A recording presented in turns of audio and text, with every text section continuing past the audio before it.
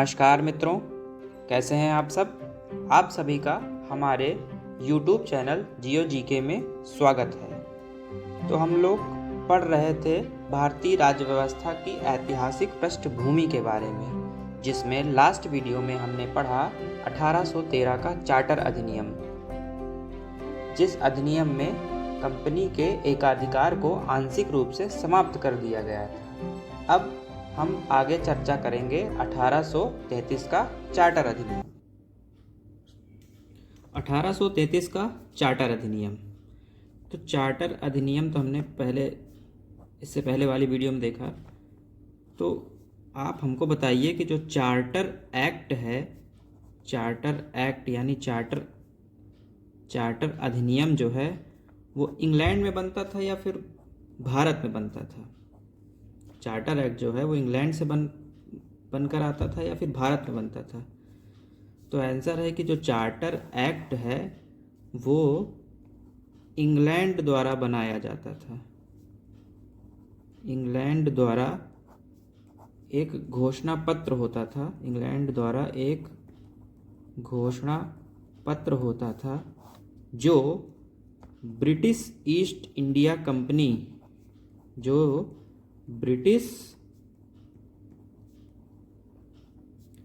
East India company के माध्यम से भारत पर लागू किया जाता था।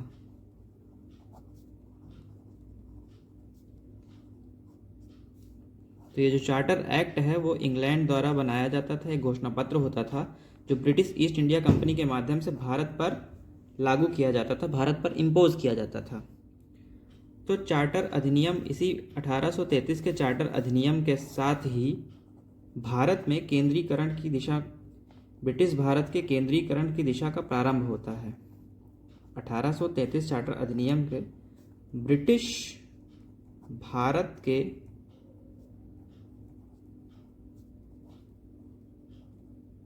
केंद्रीकरण की दिशा का आरंभ।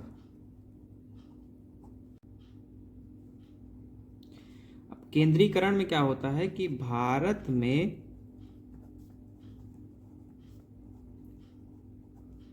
एक नए पद का सृजन होता है। भारत में एक नए पद का सृजन होता है जिसका नाम दिया गया भारत का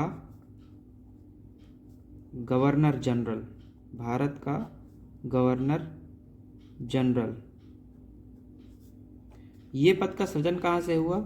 हमने पिछले वीडियो में जाना कि 1773 के जो रेगुलेटिंग एक्ट था, 1773 का जो रेगुलेटिंग एक्ट था उसके तहत बंगाल का गवर्नर जनरल की नियुक्ति की गई थी। बंगाल का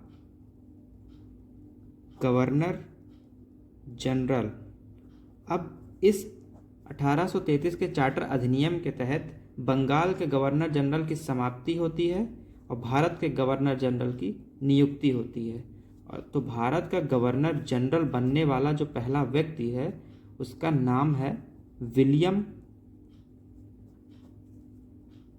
बेंटिक। परीक्षा में प्रश्न पूछा जाता है कि भारत का प्रथम गवर्नर जनरल कौन था। तो भारत का प्रथम गवर्नर जनरल और बंगाल का अंतिम गवर्नर जनरल का नाम है विलियम बेंटिक। 1833 के चार्टर अधिनियम के तहत एक काम और किया गया कि जो ब्रिटिश ईस्ट इंडिया कंपनी है उसे 1833 के charter act, British east India company को 1833 के चार्टर एक्ट के माध्यम से इस कंपनी का एकाधिकार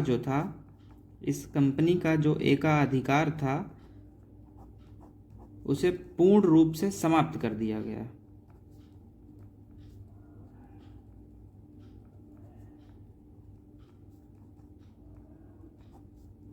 उसे पूर्ण रूप से समाप्त कर दिया गया।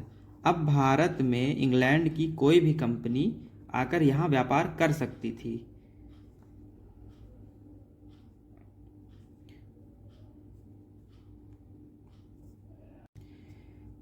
इस अधिनियम में एक और विशेष बात यह है कि 1833 के चार्टर एक्ट से पहले 1833 के चार्टर एक्ट से पहले कंपनी में किसी भी प्रकार के नियम कानून या नियम बनाने वाली संस्था या किसी व्यक्ति की कोई परंपरा या उस अपॉइंटमेंट किसी व्यक्ति का अपॉइंटमेंट नहीं था। तो 1833 चार्टर एक्ट के माध्यम से विधि सदस्य की नियुक्ति की जाती है। विधि सदस्य लीगल मेंबर की नियुक्ति की जाती है। तो भारत में विधि सदस्य यानी विधि बनाने का प्रारंभ जो हुआ वो 1833 के चार्टर एक्ट से हुआ। इसमें एक व्यक्ति को लीगल मेंबर बनाया गया।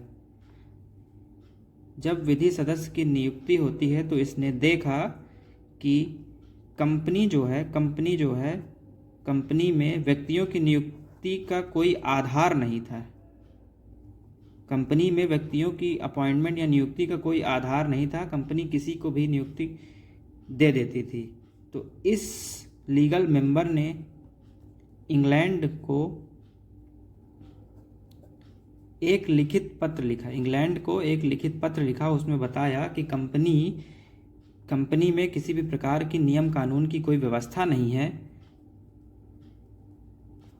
तो इसको देखते हुए इंग्लैंड ने कंपनी को आदेश दिया। इंग्लैंड द्वारा कंपनी को आदेश दिया गया कि आगे जो भी अपॉइंटमेंट कंपनी में जो भी अपॉइंटमेंट या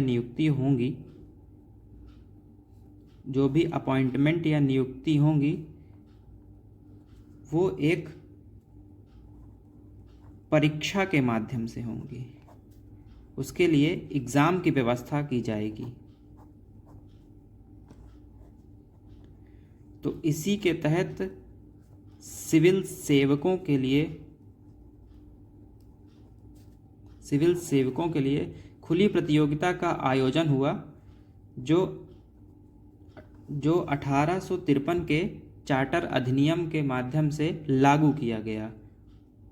तो दोस्तों आज के लिए सिर्फ इतना ही। आगे हम 1853 के चार्टर अधिनियम के बारे में चर्चा करेंगे।